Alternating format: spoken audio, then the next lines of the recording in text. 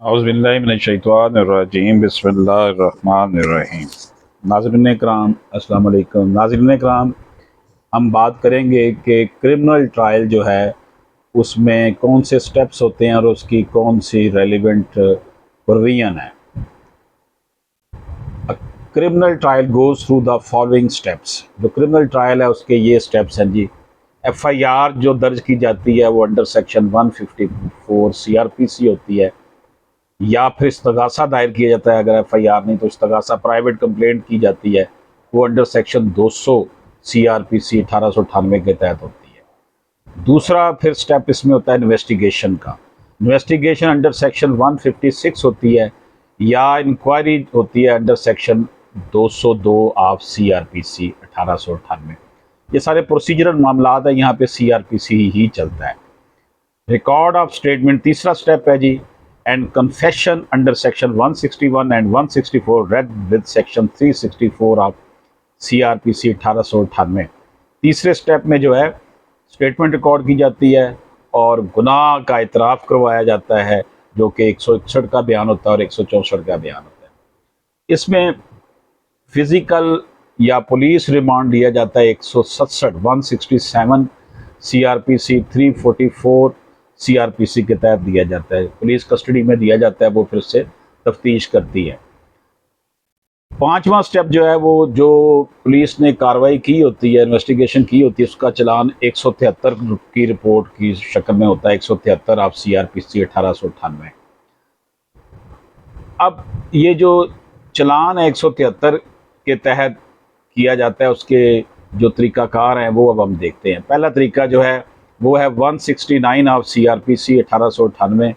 इसमें release of accused when evidence deficient. इसमें मुल्ज़म को जो है ना रिलीज़ कर दिया जाता है, छोड़ दिया जाता है कि इसके ख़िलाफ़ एविडेंस जो हैं शातिन ठीक नहीं है।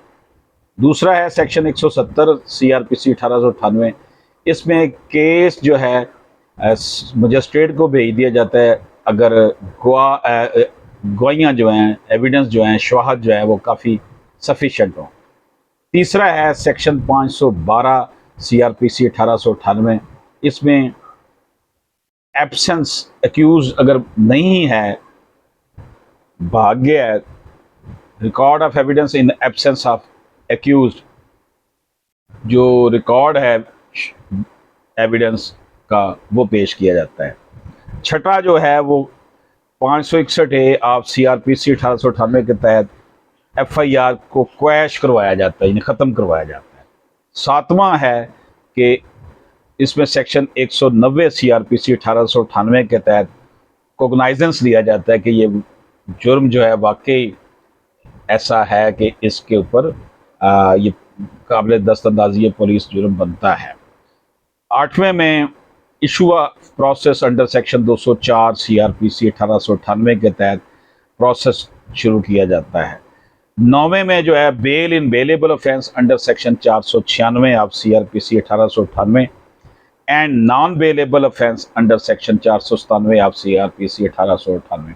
ये नौवां है कि बेलेबल ऑफेंस में 496 सीआरपीसी लगता है और जो नॉन बेलेबल ऑफेंस है उनमें 497 सीआरपीसी लगता है। 10वें में जो है वो फिर फ्रेमिंग ऑफ चार्ज फर्दे जुर्म आयद की जाती है।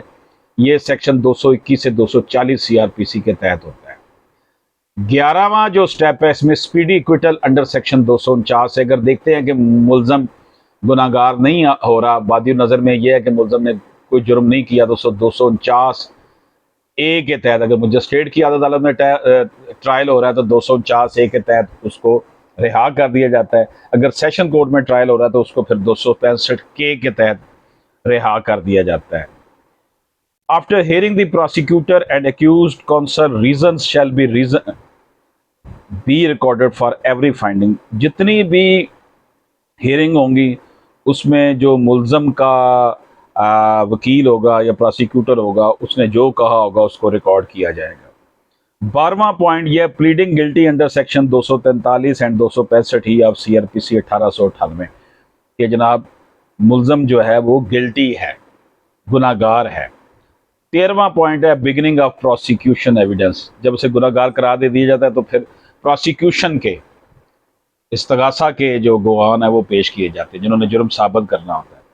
अब इसमें prosecution of evidence through examination in chief, cross examination and re examination, इसमें प्रोसिक्यूशन का एविडेंस होता है, वो करवाता है जनाब गवाहान का, इनकी फिर चीफ मेन जो गवाह है उसका बयान होता है, फिर उसके ऊपर जिरा होती है। 14वां जो स्टेप है उसमें जनाब जो डिफेंस के एविडेंस हैं, सफाई के वकील सफाई जिन्होंने मुलजम को बचाना होता है, उनकी जो स्टेटमेंट है, डिफेंस का एविडेंस दिया जाता है। अक्यूज की स्टेटमेंट 342 CRPC 1898 के तहत ली जाती है। फिर फाइनल आर्गूमेंट्स होते हैं जनाब, आखिरी बहस।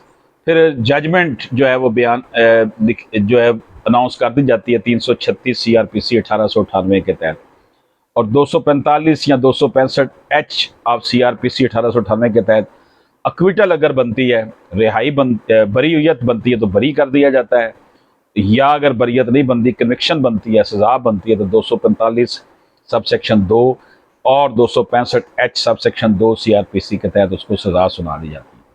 17वां पॉइंट जो है वो अपील है, appeal to court of session against sentence pass by assistant session जज और जुडिशल मजिस्ट्रेट। जुडिशल मजिस्ट्रेट या असिस्टेंट सेशन जज जो होता है, असिस्टेंट सेशन जज उसको कहते हैं ना, जो कराची में इस्तेमाल होता है ये मजिस्ट्रेट के लिए, जुडिशल मजिस्ट्रेट के लिए। तो जो मजिस्ट्रेट के 408 CRPC के तहत अपील की जाती है मजिस्ट्रेट के फैसले के खिलाफ जो है वो सेशन कोर्ट में, और appeal to high court against the sentence pass by session और एडिशनल सेशन जज, ये 410 CRPC के तहत अगर मजिस्ट्रेट ने सजा, सेशन जज कोर्ट ने सजा दी है, तो फिर वो हाई कोर्ट में उसके खिलाफ अपील की जाती है। Appeal against acquittal through public prosecutor under section 417 of CRPC 1898। वकील सफाई जो है वो मुल्ज़म की बरियत के लिए अपील करता है, और जो अगर बरियत हो जाए तो उसकी बरियत के खिलाफ प्रोसिक्यूटर जो है, इस्तगासा के वकील जिन्होंने मुल्ज़म को मुजरम साबित करना होता है, वो फिर इसके खिलाफ अक्विटल के खिलाफ, बरियत के खिलाफ 417 CRPC के तहत जो है वो अपील करते हैं। नाज़रीन, ये मुख्तसर सी वीडियो में हमने ट्रायल के स्टेप बताए हैं, जो डिटेल स्टेप है क्रिमिनल ट्रायल के।